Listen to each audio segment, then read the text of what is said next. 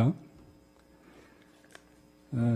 이 사건 탄핵 소추에는 적법한 사실조사를 실시하지 아니한 채 정당한 증거도 없이 위법한 표결을 하고 그 결과 매우 부실한 탄핵소추 의결서를 제출한 것 등 마땅히 각하되어야만 할 중대한 흠이 있다고 생각되는데, 이 점에 대해서는 반드시 심리가 되어야 한다고 주장합니다. 국회의 탄핵소추 의결만으로 대통령 직무를 정지시키는 제도는 다른 어느 나라에도 예가 없다는 것은 재판관님들께서 잘 아시는 바 같습니다. 또 우리의 경우 국회의원이 자격이 상실되는 형의 선고를 받고도 그 확정 시까지 아무런 징계도 된 일이 없습니다.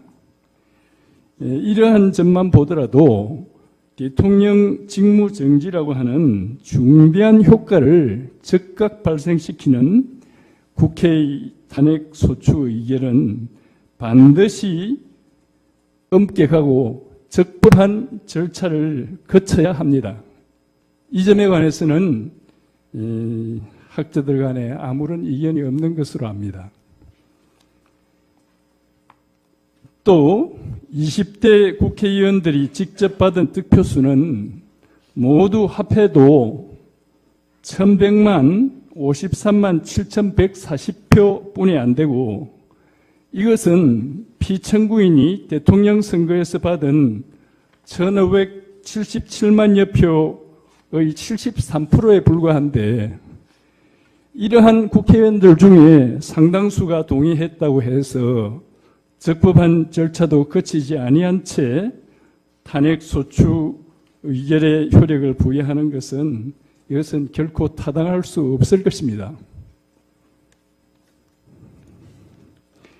이 사건 탄핵소추 절차의 위법성에 관해서는 제가 갑자기 주장하는 것이 아니고 국민 각계각층에서 이미 이 문제를 제기하고 경우에 따라서는 엄중한 질책도 하고 있는데, 탄핵 심판에서 이 점에 대해서 심리조차 하지 않는 것은, 이것은 결코 치유될 수 없는 중대한 위법이라고 생각합니다. 그럼에도 불구하고 특정 재판관의 임기만을 이유로 해서 이 점에 대한 심리를 하지 아니한 채 심판을 강행한다면, 설사 그 결정이 어떤 내용이 되건 간에 장차 헌정에 여러 측면에서 말하기 어려운 위험을 초래한다고 생각합니다. 따라서 반드시 이 점에 대해서 심리해 줄 것을 간곡히 주장합니다.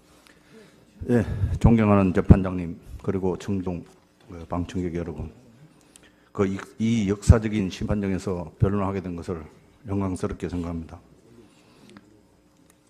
제가 두 가지, 국회 탄핵소추 의결 절차의 위헌성, 위법성과, 그리고 여기 심판정의 재판의 편파적 진행 관련해서 각각 네 가지만 간략하게 말씀드리겠습니다. 그리고 김평우 변호사님이 이미 변론하신 부분에 대해서는 중언부언하지 않고 그런 것은 제목만 말씀드리고 나가겠습니다. 김평우 변호사, 정기성 대법관님이 제출하신 준비서면의 보충 발언이라고 생각하시면 되겠습니다. 우선 국회 탄핵소추 의결 절차의 위헌성, 위법성을 살펴보겠습니다. 첫째, 졸속 처리 절차에 따른 절차적 하자를 지적하고자 합니다. 국가 원수인 동시에 행정수반인 대통령 탄핵 절차는 다른 경우와 달리 더욱 신중하게 어떤 하자도 없이 진행되어야 합니다. 헌재도 노무현 대통령 탄핵 결정에서 직접적 민주적 정당성 및 직무 수행의 계속성에 관한 공익을 이유로 대통령을 다른 공직자와 구별한 바 있습니다. 현재 소추 과정, 절차, 결정문, 종국 결과 등을 전 세계가 주목하고 있으므로 헌법재판소는 국가적 위신을 실추시키지 않기 위해서라도 충분한 사명감을 가지고 절차적 정당성과 합법성을 동시에 완벽히 충족해야 할 것입니다. 독일의 경우 의회의 탄핵 의결 외에 추가로 헌재의 가처분 결정이 있어야만 대통령의 권한이 정지되고 가처분이 없으면 의회에서 탄핵 소추되어도 직무 수행이 가능하지만 우리나라는 국회에서 소추 의결 시 바로 권한 정지가 되므로 이러한 효과에 비례하는 절차적인 무험결성이 엄중히 요구됩니다. 둘째, 소추 의결서 내용을 증명할 구체적 증거가 부족합니다. 탄핵 소추를 발의하려면 소추 사유를 당사자가 인정하지 않는 한 조사를 통해 소추 사유를 증명할 구체적 증거를 수집할 필요가 있습니다. 국회법 제30조 1항에 따르면 이번 경우처럼 자료가 충분하지 않은 경우 법사위에 해부하여 본회의 의결 전 사전 조사를 하는 것이 필수적 절차입니다. 또한 국회법 제130조 3항은 탄핵 소추 발의의 사유, 증거, 기타 조사상 참고가 될 자료 제시를 요구하기 때문에 언론 기사와 검찰 수사 기록 등을 근거로 한 탄핵 소추 발의는 위법합니다. 당일 국회의장 정세균은 정규의 회기가 임박했다는 발언 외에 조사에 대한은 아무런 언급 없이 본회의 절차를 진행하여 몰아치듯이 억울한 위법한 행위를 한 주범으로서 오히려 법의 심판을 받아야 할 것입니다. 셋째, 일괄 의결이 아니라 각 소추 사유별로 의결해야 했습니다. 넷째, 소추 사유를 국회의원 3분의 2의 찬성에 따른 의결도 없이 준비 서면이라는 이름으로 편법적으로 추가하였습니다. 독일의 경우에는 독일 기본법에 명시되어 있고 우리나라의 경우에는 명시적 규정이 없으나 다수설에 따르면 소추 사유의 추가를 위해서는 당연히 탄핵 소추안 의결에 필요한 가중 다수가 필요하다고 해석되고 있습니다. 이 점 참조해 주시기 바랍니다. 다음으로 심판 절차의 위헌성, 위법성에 대해 살펴보겠습니다. 첫째, 검찰 수사 기록을 탄핵 심판 증거로 채택 가능한지 여부에 대해서 살펴보면 헌법재판소법 제32조는 재판, 소추, 수사 진행 중인 사건의 기록에 대한 송부 요구를 할 수 없다고 규정해 검찰 수사 기록을 탄핵 심판 증거로 사용할 수 없음을 명문으로 밝히고 있습니다. 나아가 헌재법 제51조는 탄핵 청구와 동일한 사유로 형사소송 진행 시 심판 절차 정지가 가능하다고 규정하고 있습니다. 이 사건의 주요 쟁점 중에 하나가 되는 뇌물죄의 경우 대형범이자 필요적 공범이기 때문에 피청구인 본인의 직접적인 사건이 아니라도 밀접하게 관련되므로 검찰 수사 증거를 탄핵 심판의 증거로 채택하는 것은 명백한 위법입니다.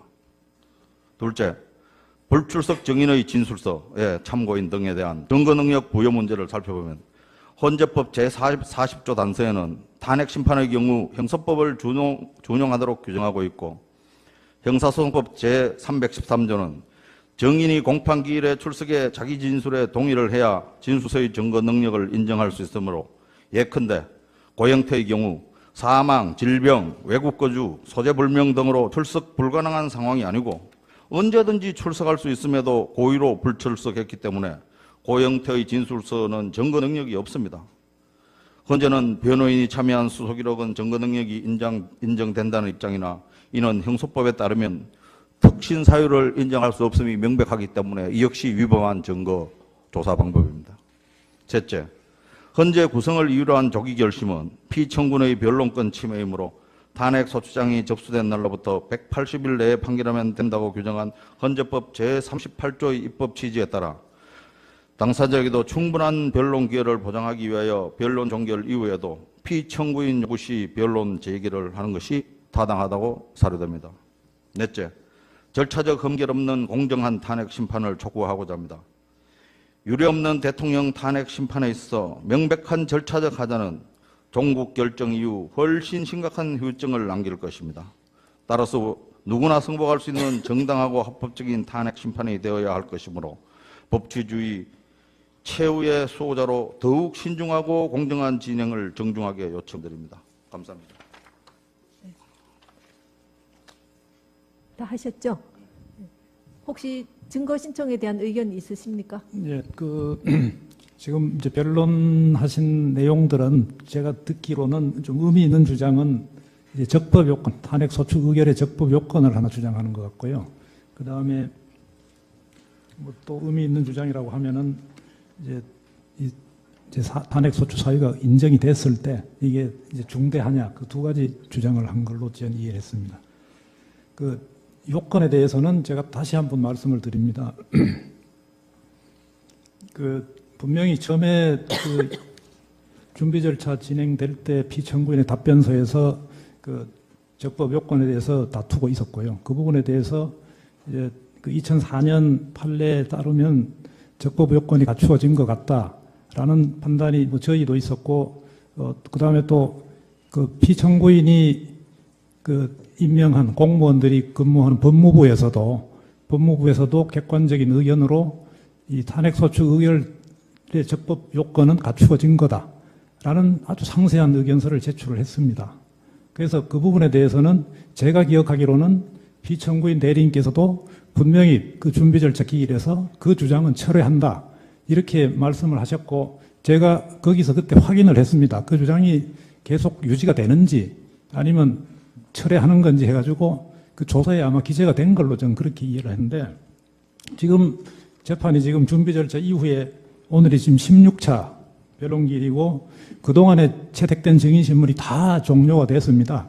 그런데 지금 이제 와서 다시 적법 요건을 다시 심리하자, 이제 재판이 시작이다 이렇게 말씀을 하시면은 이 재판이 그동안에 그 2달 이상이 진행된 재판이 다시 또 원점으로 돌아가는 그런 문제가 생깁니다.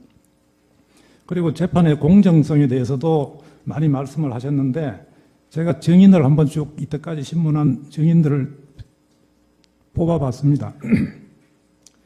쌍방에서 신청했던 증인이 윤전추, 이영선, 최서원, 안종범, 정호성 5명입니다. 그 다음에 청구인이 신청해서 채택된 증인이 유희인, 조현일, 조한규, 유진용, 정현식, 노승일, 박헌영 7명입니다. 그 반면에 비청구인 측에서 신청한 증인은 훨씬 많습니다. 처음에 신청해서 채택된 증인 말고도 한 번 39명 신청했고요. 그 다음에 15명 신청했고 2명 신청했고 오늘 또 신청했고요. 그래서 채택이 된 사람이 제가 알기로는 비청구인 측 증인이 지금 신문한 증인이 저희 청구인 측 증인보다 2배 많습니다. 김상률, 김종, 차은택, 이승철, 김규현, 유민봉, 모철민, 김종덕, 조성민, 문영표, 이기우, 정동춘, 방기선, 안종범, 이 증인들, 주요한 증인들이 지금 다 나와서 법정에서 증언을 다 했고 탄핵 소추 사유에 관련되는 핵심적인 증언을 다 했다고 저는 그렇게 믿고 이때까지 재판이 진행이 되어 왔습니다. 그리고 증인신문이 지금 1월 5일 2회 변론기일부터 오늘까지 16회 기일까지 쭉 진행이 되어 왔고요. 그렇게 진행이 되어 왔는데 오늘 이제 신청한 증인을 다시 또 채택해서 다시 또 증인 신청을 해서 다시 채택을 해서 다시 심리를 하자 이렇게 나오시면은, 그럼 이때까지 증인 신문한 거는 그 전에 있었던 대리인들이 한 것이고 새로 선임계를 지난 길에 내서 이제 들어왔으니까 나는 지금부터 새로 시작하겠다 이런 얘기가 되는데, 아까 제가 모두에서 분명히 얘기한 것이 이 대표 대리인이라고 지정을 분명히 신청을 하셔가지고 신고를 하셨는데, 이렇게 대표 대리인의 의사인지 아닌지 모르는 이런 증인 신청을 계속 해서 하면은 체부 결정하기 전에 일단 그 의사 통일을 먼저 재판부에 의견을 제시해서 그래서 체부 결정이 돼야 된다. 절차적인 의견을 먼저 말씀을 올립니다. 그리고 지금 신청한 증인들은 내용을 보시면은 뭐 헌법학자 이런 분들은 그건 뭐 재판부에서 다 판단할 수 있는 분이고, 그분들이 법정에 나와서 증언을 한들 그것이 재판에 어떤 도움이 되겠는지, 그 다음에 또 소추 의결을 했던 뭐 국회의장님, 국회의원들이 이 사건 소추 사유에 어떤 그 실체 판단에 어떤 도움이 되는지 저는 의문입니다. 네. 모두 잘 들었습니다. 네, 김 변호사님 어떤 내용이십니까? 지금 말씀하신 성함은 잘 모르겠는데 청구인 대리인 말씀이 저는 법리에 맞지 않는다고 봅니다. 우선 그 헌법 위반 문제는 당사자가 합의한다고 해서 이거 논하지 말자 그런다고 해서 빠지는 거 아닙니다. 헌법이라는 것은 모든 법의 기초예요. 법 단계설이라고 한 스케일 전에 법 단계설 다 아시잖아요. 규정이라든가 법률이라든가 뭐 이런 거 가지고 헌법을 이기려고 그러면 안 됩니다. 헌법은 최고의 법이기 때문에 거기에 위반되는 것이 무효가 되는 거지. 다른 법이 있기 때문에 헌법이 배제되는 거 아닙니다. 절대적인 원칙이에요, 이거는. 그렇기 때문에 헌법 위반이냐 아니냐 하는 문제를 우리는 다루지 않겠다. 합의했다. 이거는 어불성설 무슨 권한으로 헌법의 문제를 배제할 수 있습니까? 헌법 안에 전부 다 모든 입법도 헌법 안에 있고 모든 규정은 그 법률 밑에 있고 우리들의 모든 의견이라든가 지금 변호사님이 하시는 말씀도 그게 헌법에 위반되면 그 자체가 논할 수 있는 겁니다. 헌법에 위반되냐 안 되냐.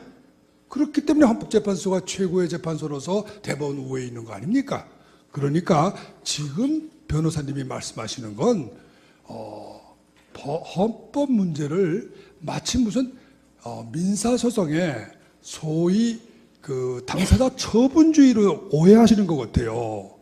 당사자 처분사항 아닙니다. 헌법 문제는 당사자가 빼자, 넣자 이렇게 결정할 수 있는 게 아닙니다. 그리고 여기 계시는 재판관님 어느 분도 나는 이렇게 해석한다. 그런다고 해서 헌법 문제를 뺄 수 있는 거 아닙니다. 헌법이 없으면 여기 재판소가 어떻게 있을 수 있습니까? 헌법 밑에 다 있습니다. 대통령도 헌법 밑에 있지만 국회도 헌법 밑에 있습니다. 여기에 헌법재판소 재판관님들도 헌법 밑에 있습니다. 어느 누가 감히 대한민국의 헌법 위에 내가 있겠다. 있을 수 없는 말이에요. 정말 부끄러운 말씀입니다. 저는 이 점에 대해서 참 그 헌법이 무엇인지 우리가 좀 더 깊이 좀 생각해 주셨으면 좋겠습니다. 지금 그러면 여기 계시는 아마 대표분을 공격하시는 것 같은데 우리 대표님도 이 점에 대해서 어떻게 생각하시는지 한번 말씀을 들어보시죠.